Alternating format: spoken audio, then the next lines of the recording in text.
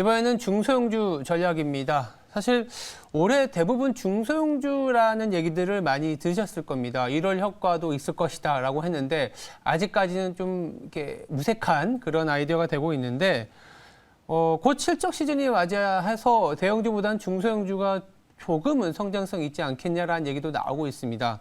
그렇다면 어떤 스타일, 어떤 테마가 대세가 될지 짚어봐야 되는 시간이라고 보고 있습니다. 이분 모시고 자세한 얘기 나눠보겠습니다. 유성만 리딩투자증권 스몰캡 담당 애널리스트입니다. 안녕하세요. 안녕하십니까. 네. 저번에 지난번에 왔을 때도 오셨을 때 이제 굉장히 강한 인상을 저는 받았어요. 종목 코일이라든지 중소형주에 대한 굉장한 아이디어를 주셨는데요. 오늘도 좀 자세한 말씀 부탁드리겠습니다. 예. 일단 첫 번째, 1월 효과, 물론 1월 효과라는 게 뭐 반드시 나오는 건 아니지만 예. 대부분의 사람들이 생각했을 때 작년 하반기부터 시장이 워낙 대형주는 우하향하다 보니까 예. 뭐 실적 피크아웃이니 이런 얘기도 있으니까 중소형주에서 뭔가 찾아봐야겠다 이런 예. 얘기들이 있었거든요. 예. 근데 물론 둘 다 안 좋았지만 최근에 이제 코스닥을 비롯한 중소형주가 조금 부진하거든요. 예. 일단 원인부터 좀 짚어봐야 될 것 같아요. 그래서 일단 원인이 몇 가지 있는데요. 네. 일단 크게 거시적으로는 뭐 다들 뉴스 보셔서 아시겠지만 네. 이제 그 시중의 유동성을 회수하는 이제 QT라 그러죠. 이제 그렇죠. 그게 이제 미국도 시작을 본격적으로 할 것 같고 우리나라도 이제 내일 금통위가 있는데 네. 금리 인상 가능성이 높아지는 시점에서 네. 전반적인 이게 유동성이 긴축되다 보니까 아무래도 좀 중소형주가 좀 이제 센티멘트상으로 부진한 게 있고 이제 수급적으로 좀 안 좋았던 게 이제 LG 엔솔이 상장이 앞두고 뭐 어제 저도 깜짝 놀랐는데 일경? 예, 일경이라는 진짜 그 교과서에서만 보던 숫자를 봐서 그러니까요. 그러니까 시중의 모든 이 뭐 기관이건 개인이건 외국인이건 자금이 그쪽으로 가다 보니까 그렇죠. 상대적으로 중소형주가 이제 좀 수급이 대형주 대비 이게 좀 얇다 보니까 그런 게 있었고요. 그리고 좀 이게 전혀 예상하지 못한 일인데 오스템 임플란트 사건 때문에 맞아요. 그 관련해서 이제 오스템 임플란트가 편입되어 있는 펀드들이 일종의 좀 선제적인 환매 이런 것도 맞아요. 있다 보니까는 예, 특히나 보면은 최근에 그 기간 수급이 코스닥 관련된 종목들을 상당히 큰 폭으로 매도를 많이 했습니다. 그러다 보니까는 이제 저도 좀 1월 달 치고는 너무 이렇게 좀 상당히 이제 주가가 조정을 많이 받고 힘들었는데 그래서 일단 그 세 가지 이유 때문에 되고 그러면 언제쯤 좀 이게 일단 개선되냐면 이제 일단 가장 기본적으로 LG 엔솔 관련된 그 청약금이 이제 환입 다시 이제 다시 그렇죠. 오면은 그게 다시 이제 다른 기타 중소형 종목에 대한 재매수로 이어질 거고 또 그 오스템 임플란트 관련된 펀드들의 환매도 거의 다 대부분 마친 걸로 되기 때문에 더 이상 추가적인 건 좀 없다고 판단하고 있습니다. 그리고 또 다행인 게 파월 연준 의장도 QT를 하긴 하는데 좀 시장의 우려 대비는 좀 점진적으로 할 거란 뉘앙스를 비쳤기 때문에 오히려 내일 한국은행에서 금리 인상을 하고 나면 또 당분간은 좀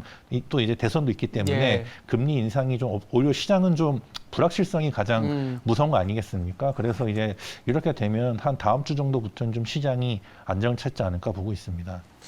말씀하신 이제 악재들이 뭐 우리가 알고 있었던 긴축이나 대려 예. 내일 이제 우리나라 한국은행이 기준금리 올리게 되면 뭐 악재로서의 소멸 가능성. 예. 더불어서 1월 말이 되면 LG 에너지 솔루션에 청약했던 자금들이 좀 돌아오고 예. 그때는 또 LG 에너지 솔루션이 상장되면 대형주가 수급적인 부분이지 중소형주는 좀 자유로울 수 있고 예. 오스템 임플란트 같은 경우에도 아직은 이제 펀드 내에서 기준가가 정해졌을 때 선제적인 환매를 지금 하려는 게 있었던 예. 것 같아요. 예. 그래도 정확한 건 아니지만 예. 그런 부분들이 1월 말이 지나게 되면 아니면 1월 말에 가까울수록 오히려 중소형주한테는 먼저 맞은 매라고 예. 할 수 있는데 또 이거를 뒷받침해 줄 수 있는 게 사실 실적이잖아요. 예. 그러면 물론 이제 대형주가 실적 발표를 먼저 하긴 하지만 예. 조금씩 실적에 대한 기대감을 가져갈 수가 있거든요. 예. 현재 중소형주 실적 시즌이 이렇게 활력소가 될 만한 타이밍일까요?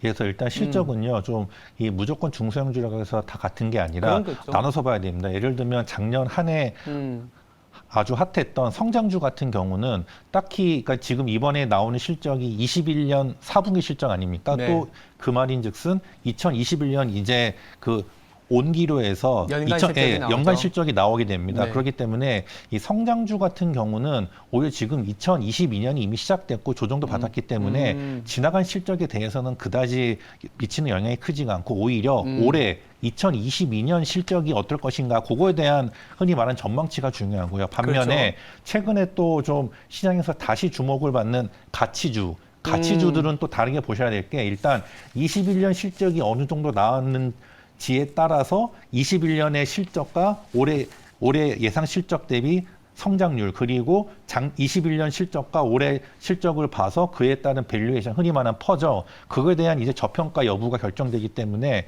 특히나 이번 4분기 실적은 가치주 종목들에 있어서 좀 더 이게 비중이 더 크지 않나 이렇게 보고 있습니다. 예. 뭐 다들 이제 알고 있는 것처럼 이 주가라는 게 기대가 높게 되면 예. 아니면 뭐 기대가 낮게 되면 요 사이에서 움직이잖아요. 예. 근데 이제 뭐 1번 질문 처음에 드렸던 질문에서 연장선상인데 어떻게 보면 중소형주들이 좀 먼저 매를 맞아서 예. 실적들이 나오게 되면 예. 그리고 4분기나 연간 2021년 실적은 뭐 매를 맞은 걸로 조금은 이제 예.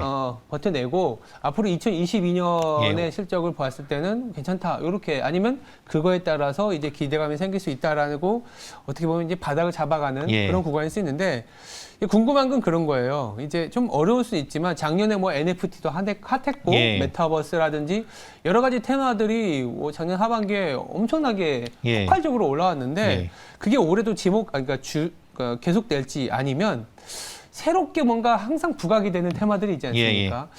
뭐 정답은 아니지만 나는 예. 지금 요새 이렇게 이 정도의 주제는 좀 가져가고 있다. 예. 한번 이제 말씀 부탁드릴 수 예. 있을까요? 그래서 제가 일단 좀 몇 가지 있는데 첫 번째 가장 시장이 궁금하신 게 작년 한 해 동안 메타버스 NFT 이런 거 너무 좋았는데 그렇죠. 올해도 계속 되느냐. 저는 이렇게 봅니다. 전 그동안에도 계속 말씀드렸지만 이건 10년 이상을 간 메가 트렌드입니다. 그래서 네네.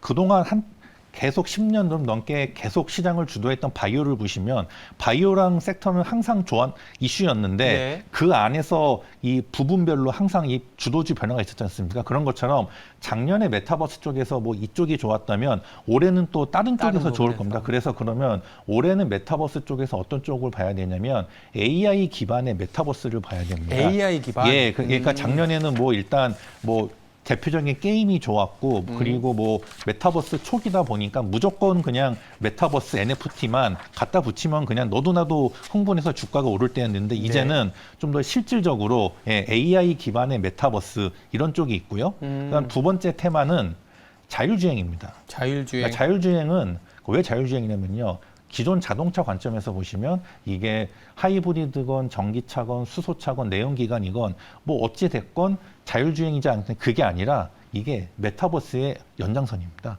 메타버스의 연장선. 예, 왜냐면요. 오. 메타버스 하려면요. 네. 우리가 자동차를 타고 뭐 움직이는 순간에도 뭐 메타버스 기기를 끼고 해야 되는데 그러려면 자동차가 제가 운전을 하지 않고 스스로 가져야 됩니다. 그래야지 진정한 모빌리티 안에서 메타버스가 구현이 되는 거고 두 번 왜냐면요 또 이 메타버스 관련된 기술이 아까 말씀드렸다시피 AI 뭐 딥러닝 그리고 5G, 6G 통신의 발달이 될수록 이 기술의 발달이 또 자율주행 기술의 발달까지 촉진시킵니다. 그래서 메타버스와 자율주행 같이 가는 거기 때문에 얼마 전에도 우리나라 대표적인 자동차 그룹사인 현대차 그룹의 정의선 회장님도 네. 대놓고 이제 공개적으로 공개적으로. 예, 이제 메타버스 그 차량에서 메타버스를 구현하겠다는 게 다 이런에서 되는 겁니다. 예, 그래서 자율주행 일단 보셔야 되고요. 네. 세 번째는 역시나 반도체, 뭐 반도체. 기본적으로 차량용 반도체 부족이 지속되는 가운데 이러한 메타버스니 AI니 자율주행 될수록 반도체 수요는 더더욱 증가할 수밖에 없습니다. 그렇기 때문에 반도체는 꼭 보셔야 되고 또 요거 마지막으로 좀 요거 뭐 골프 이런 거 있지 않습니까? 네, 이제 정리가 잘 돼서 나오고 있네요. 예, 네. 있군요. 예. 그래서 골프 이거는 이제 코로나가 끝나서라도 이제는 2030 MZ 세대까지 특히 여성 골프 인구까지 다 유입이 점점 많이 되고 있기 때문에 이제 골프 관련된 주도 좀 봐야지 않나 보고 있습니다. 그러니까 정리해보자면 메타버스가 작년에 어떻게 보면 우후죽순으로 막 올라왔던 예. 부분에서 조금 더 구체화되고 있는 뭐 AI라든지 그리고 자율주행도 이제 어떻게 보면 예. 메타버스와 연결이 되고 그거를 구현하기 위해서는 또 반도체가 예. 분명히 필요한 상황. 예. 그리고 골프는 리오프닝이 돼도 골프, 예, 안 돼도, 안 돼도 골프. 예. 라는 부분으로 이제 저희가 크게 네 가지의 스토리 그리고 관련된 테마를 잡아봤는데 그렇다면 이제 물론 이 스토리와 이 테마에서 연장된 종목일 수도 있고 그렇지 않더라도 지금 이제 어떻게 보면 시장이 굉장히 갇혀 있기 때문에 여러 가지 악재를 반영한 상황에서는 중소형주 볼 수 있는 타이밍이 왔거든요. 연구원님이 보시기에 지금 이런 종목은 조금은 제가 봤을 때는 좀 이렇게 기준점이라든지 투자 포인트로 괜찮다 이런 종목이 좀 있을까요? 예, 일단 첫 번째 종목은요. 셀바스 AI입니다. AI 아까 말씀하셨던 거 연장선생님. 제가 말씀드린 AI 기반의 메타버스인데 셀바스 AI가 뭐 하는 회사냐면은 이게 음성 인식 관련된 회사입니다. 혹시 여러분 그 영화 어벤져스 보시면요. 그 아이언맨이 이렇게 말을 통해서 컴퓨터를 조작하는 거 하는데 자비스란 컴퓨터인데 지금은 우리가 휴대폰이건 컴퓨터건 다 키보드나 아니면 터치식으로 입력을 하는 거지 않습니까? 하지만 이제 메타버스 시대가 열리면요. 작게는 저를 본딴 아바타에 대해서도 저의 음성을 인식해서 말로 하고 메타버스 플랫폼 내에서 서로 커뮤니케이션 할 때도 지금은 메신저 할 때 다 손으로 입력하지만 이제는 말로써 하고 말로써 듣고 또 외국인과 할 때도 제가 한국말로 하면 그게 영어로 번역되고 상대방이 영어로 말하면 저한테는 한국어로 번역돼서 들리고 이제 이런 시대가 올 겁니다. 예, 그래서 이제는 메타버스 시대는요. 음성이 필수이기 때문에 저는 꼭 특히 이 셀바스 AI가 우리나라에서 가장 업력도 길고 음성 인식에 있어서 레퍼런스나 트랙 레코드가 아주 좋기 때문에 이 셀바스 AI는 앞으로 메타버스 시대의 음성 인식 증가로 인해서 수혜가 매우 클 것으로 보고 있습니다. 그리고 또 그 말씀을 해주실 종목도 좀 몇 개 더 있는 걸로 알고 있습니다. 또 그다음에 자율주행 관련된 건데요. 자율주행. 팅크웨어입니다. 팅크웨어. 잘 아실 거예요. 팅크웨어면요. 우리가 운전하신 분들은 아시겠지만 이제 그 아이납이라 그래서 내비게이션과 블랙박스 하는 업체입니다. 근데 이건 여기가 우리나라 뭐 운전하신 분들 알겠지만 우리나라 그 내비게이션 초기부터 아이납이 내비게이션과 블랙박스가 있다 보니까 대한민국 전역에 대한 이 지도에 대한 빅데이터가 가장 많이 축적되어 있습니다. 그럼 결국 자율주행이 되려면 이 기초적인 데이터베이스가 많아야 되는데 이걸 기반으로 빅데이터를 통해서 자회사를 통해서 이제 통합적인 자율주행 통합 플랫폼을 지금 개발하고 있습니다.